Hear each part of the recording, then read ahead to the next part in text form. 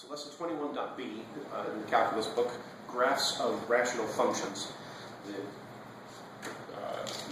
rational function, the key root of the word there being ratio, it's a fraction. The basic idea here is we're graphing this type of function, y equals 1 over x. And if we just go with the basic parent function, then hopefully we've covered this before. I think we've covered it briefly before, and you should already know what the basic shape is going to be. But just if nothing else, as a mental exercise, let's kind of talk through this a little bit here. Josh, you do. As we plug in, if we're trying to figure out what the graph of this looks like, we've got our x and our y-axis. What's going to happen to the value of y? So the value of this fraction, 1 over y, what's going to happen as I plug in a larger and larger value for x? It's going to get smaller and smaller and smaller. Exactly. So the larger number I plug in for x, the tinier and tinier the fraction is going to be.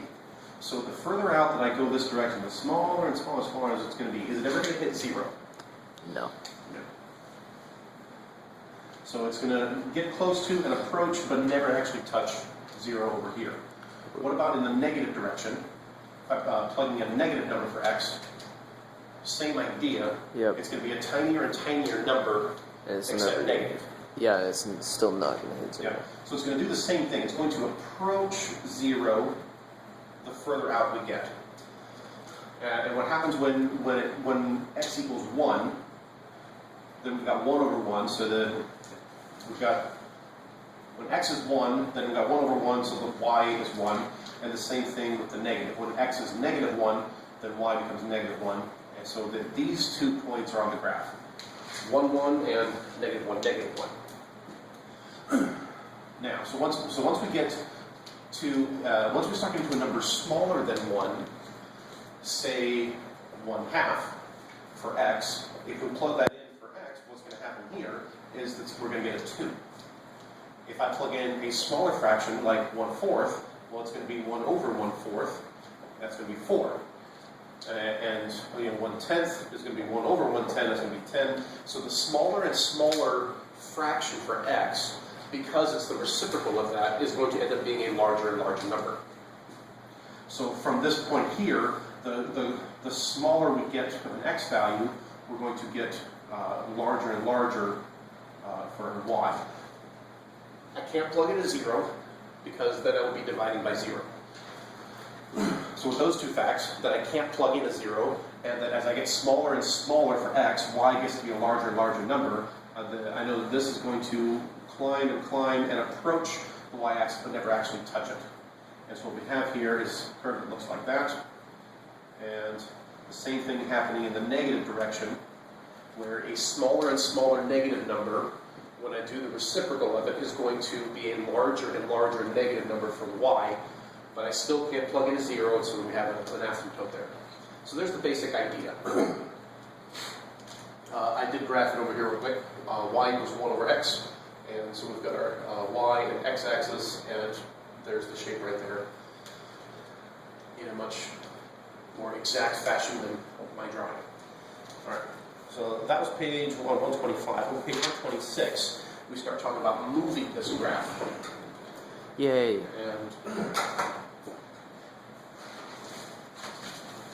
And just like any other graph, if we want to translate the graph, meaning we want to move it, not change the shape or flip it or do anything into it that way, we just want to take the graph as it is and move it.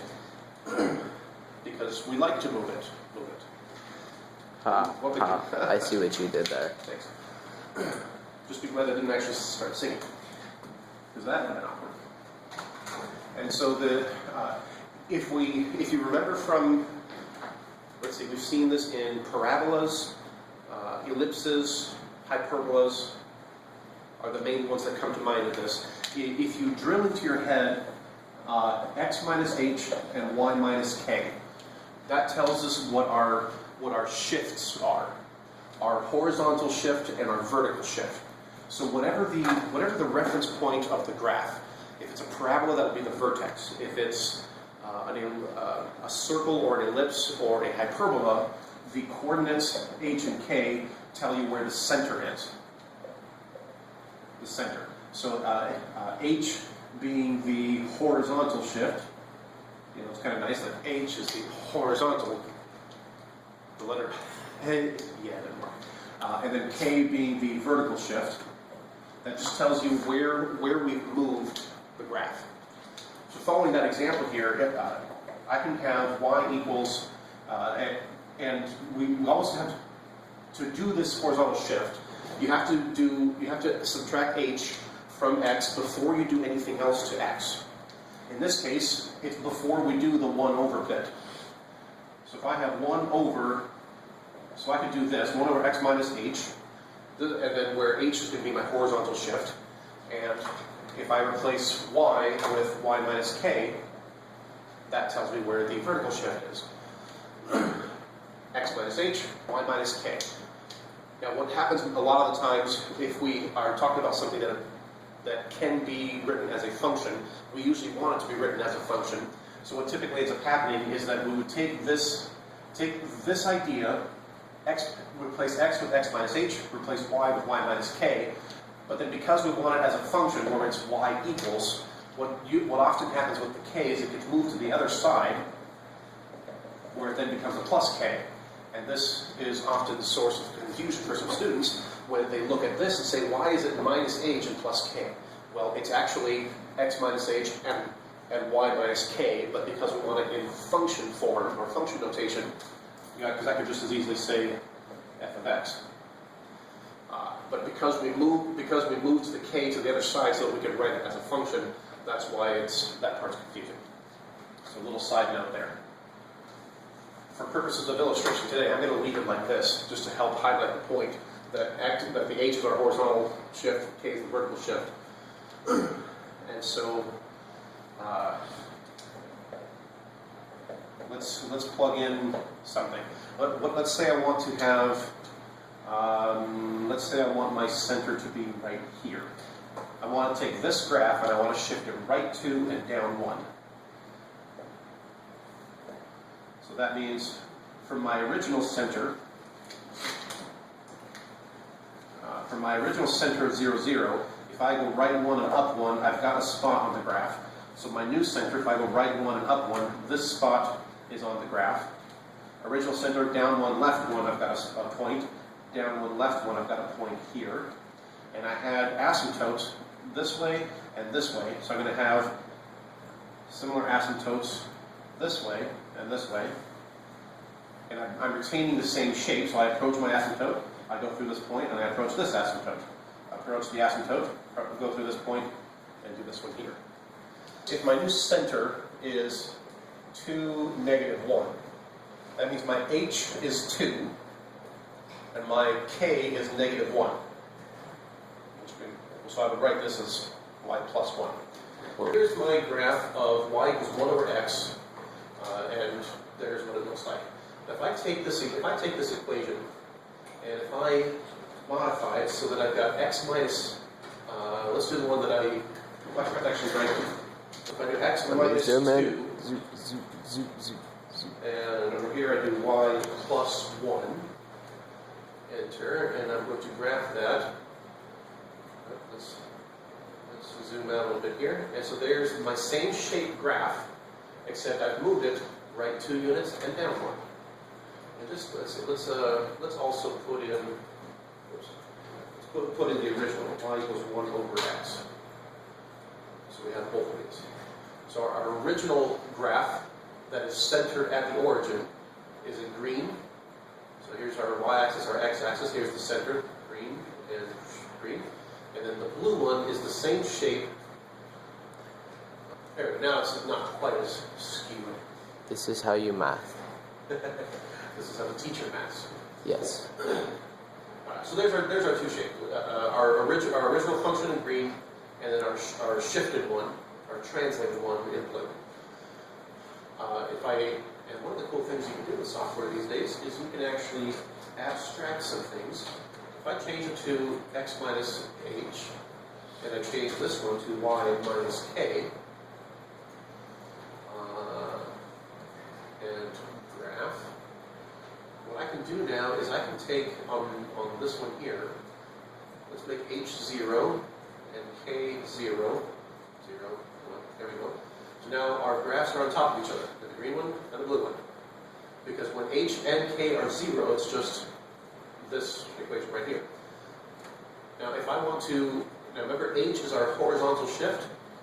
If I start making H a positive number, as I make it a positive number, I shift the graph to the right. And the nice thing about software is that it draws things exactly, and you can tell that the shape does not change. All I'm doing is shifting it over.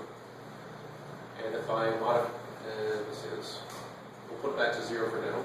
And K, as I change K to a positive number, all I'm doing is I'm moving the graph up. Again, not changing the shape, just moving it vertically. So we can move it horizontally, and we can move it vertically just by changing our values of H and K. Yay. Now, what if we wanted to, let's say we wanted to have everything on the top side. Let's get rid of this one. Get rid of that one.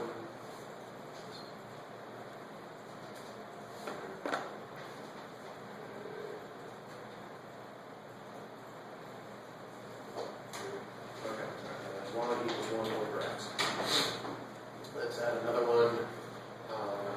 If I do something like y equals 1 over x squared,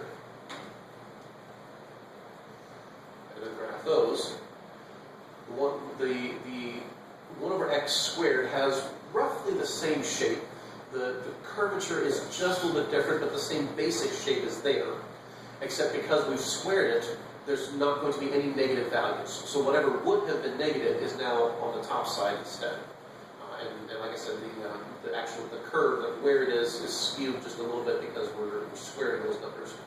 And so as we go a larger number x, whether positive or negative, it's going to, the value of the fraction, y, is going to get smaller and smaller faster. And then also, as we go here, it's going to get larger this way faster than it does on this one. But that's one way to get this kind of a shape as opposed to that kind of a shape. Instead of having one on the top, one on the bottom, if we square it, then we end up with both of them on top. By the way, with the blue function here, what's the limit as x approaches 0 from the right? As x approaches 0 from the right. As x approaches 0 from the right, what's the limit? Positive infinity. Now what's the limit as x approaches 0 from the left? Negative infinity. So what's the limit as x approaches 0? Positive or negative? Does not exist. Oh, okay. Because they're not the same. It goes in different directions. Now with this one, what's the limit as x approaches 0 from the left or from the right? Positive infinity. What's the limit of y as x approaches 0 from the left? Positive infinity. So what's the limit as x approaches 0? Positive infinity. Exactly. Okay. Because the limit from the right exists, the limit from the left exists, and they're the same. Therefore, the limit as x approaches 0 is defined, and that answer is infinity. Yeah. And just like, just to make a point, I don't think the book specifically does this. Let's see, I don't think it does. No, it doesn't. Well, it talks about making this negative. If I take this graph here, the y equals x squared, if I throw a negative in front of the fraction, what's that going to do to the graph? What's going to do to the green graph? It's going to flip it to the bottom. Yep. All it's going to do is going to take the green up and flip it to the bottom. And it now looks like a blue graph. And because there is no. Now, I can also move that graph, but remember that I would need to do x minus h before I do anything else to x.